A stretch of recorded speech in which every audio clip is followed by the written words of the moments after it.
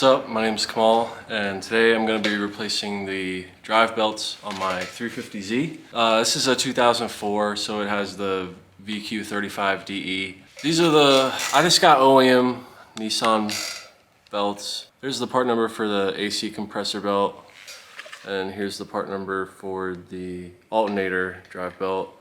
So replacing the belts themselves is actually really easy, partly because they are separate like this. There's no kind of weird diagram you have to follow in order to get the belt on correctly. The more tricky or difficult part of this job is just kind of trying to set the tension or deflection at the proper amount, because the tensioners for the drive belts, for both of the drive belts, are tensioners where you have to set the tension yourself. I have this tensioner here, which is what most of us are probably familiar with. This came off of my Mazda Speed 3. And this type of tensioner, you know, it's bolted to the engine with these two bolts, and then you just put a socket or wrench on here, twist it, and that releases the tension. You can take your belts off, do whatever work you need, put a new belt on, and then release that tension, and you're done. This just is self-tensioning, I guess you could say. And the nice thing about these is your drive belts do stretch a little bit over their life on the engine, and with this style, it always keeps, I guess, similar tension on the belt throughout its life. But the only downside to these is that, you know,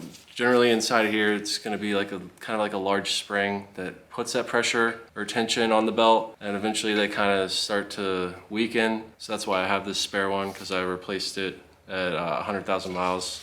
So when coming under the car here, you've got your alternator drive belt tensioner right there. There's a 14 millimeter nut that you just loosen, you don't remove it. And then same thing over here. Here's your AC belt. And same thing, 14 millimeter nut that you don't take off, you just loosen it.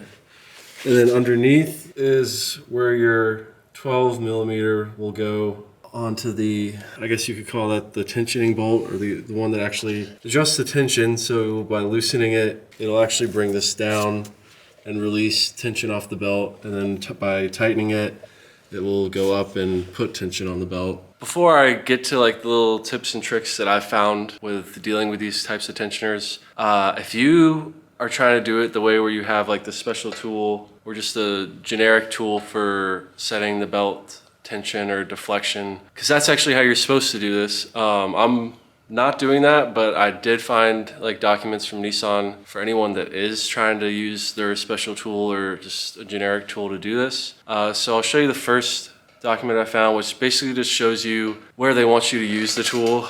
The arrows show you where they want it on the alternator belt, and then also you can see on the AC compressor belt. And then the other document I found actually gives you the specifications. I guess it shows tension adjustment and deflection adjustment. I don't really know what the difference is because I've never done it this way. But on that deflection adjustment, you can see it's showing you that if you put 22 pounds of force on the belt, that it should deflect or move those amounts. And the interesting thing is that they actually give you different amounts for whether or not it's used for a new belt. And it looks like the new belt, they actually have you set it to be tighter, and so it doesn't move as much, which I would guess they would do that because of, like I said earlier, how the belt does stretch a little bit over its life. But yeah, that's the nice thing about these tensioners, is they shouldn't really fail. I guess it's not a bad idea to check, just always check the belt and see how it feels, especially after replacing it, because unlike the other tensioner, it doesn't always have that same tension on the belt. After the new belt breaks in, I guess it could be a little loose, but it'd probably be okay. I've never messed with this one, and it's been fine. So the first thing to do, which most people might not think of this, is actually just come in here and see how the belt feels before you actually take it off, even though it's your old one. I'm replacing both these belts just because they're starting to show like some cracks. Nothing too crazy, but they're just starting to crack a little bit and show some wear. Yeah, like I said, before you even remove the belt, just come in here and move it up and down.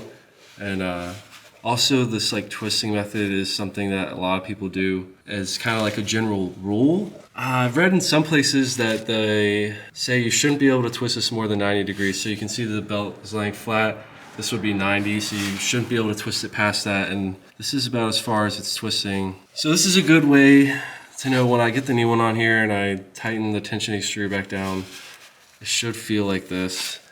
And with this one, it does twist to about 90, a little more than this belt. So that's always a good idea to just see how the belts feel before you remove them, because if you're not having problems, if there's no noises, then the tension's already where it should be and it's decent. So just take a note of that before you remove the old belts. The other trick I had, it doesn't work as well on these as something I've worked on before. For those of you that know Miranda, she used to have a Hyundai Elantra and the AC compressor failed, so I had to replace that, but the belt was fine, so I just had to remove the belt to replace the AC compressor and then put the belt back on in the same spot. And it was this same style of tensioner where you had to set the tension yourself. So what I did was I actually used a Sharpie. So I'll put some light on here to make this a little easier to see, but like up there, for example, if you just like put a little line with the Sharpie and then a little dot with the Sharpie on the threads,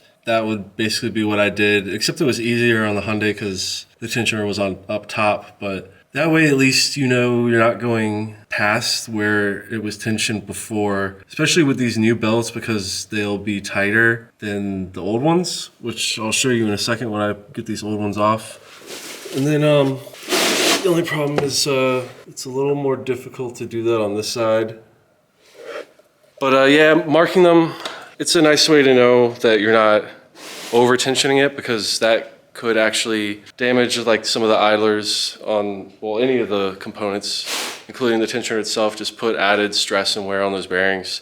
So marking it's a good way to know that you're not going past where the tension was before, especially with these new bolts being tighter, like I said. And then, I don't know, I think the best way is just feeling how it is before you remove it and just making sure you can't twist this past 90. And this one even less so. So I'm gonna get these off real quick and show you, or we'll see if they stretched compared to the new belts. So just remove the belts. I did put a little mark on the bolt just so I know I don't over tension the new one, but we'll most likely just go by the feel. But yeah, I mean, you can see like when I hold it even on this side, this one is just a little bit looser. This is the AC compressor one. And then with the alternator one, to be honest, it's like barely any larger. It's kind of hard to show. But that's the other thing that I was thinking about is since you just set the tension on these belts and it's not like this where it's always applying this like pressure or tension on the belt, these I guess do cause the belt to stretch over its life more than a tensioner like this where you just set it in that location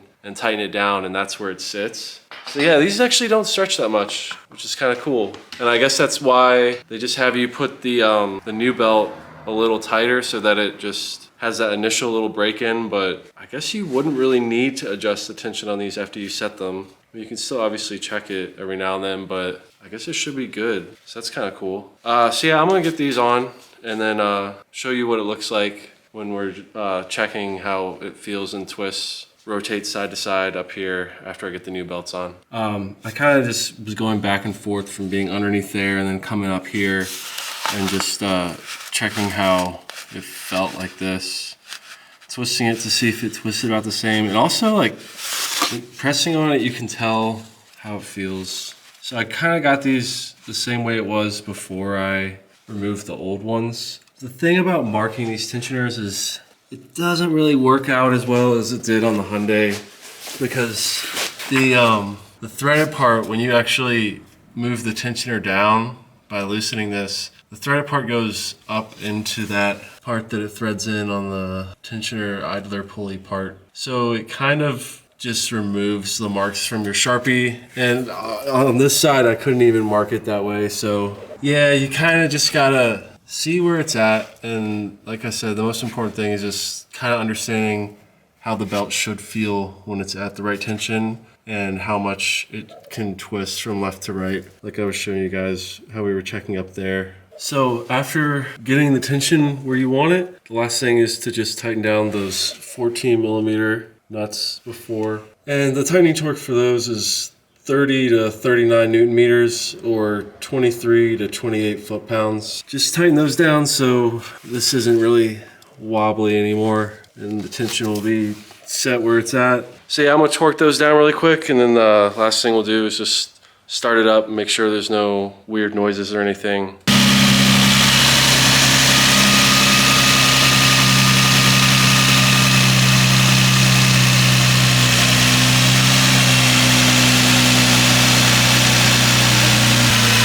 just want to make sure there's no abnormal noises or squeaking. If you heard like a squeaking noise, then you might have the belts too tight. But also, when you look at an angle like this, you can check to make sure that none of the little idlers are like wobbling like that. So yeah, I just torqued those bolts down to 27 foot-pounds. And yeah, looks good, sounds good.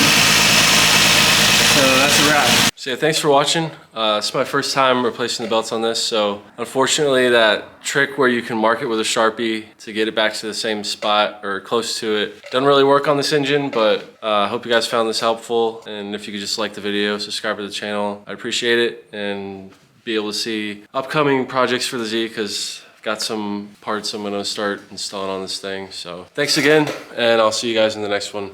Peace.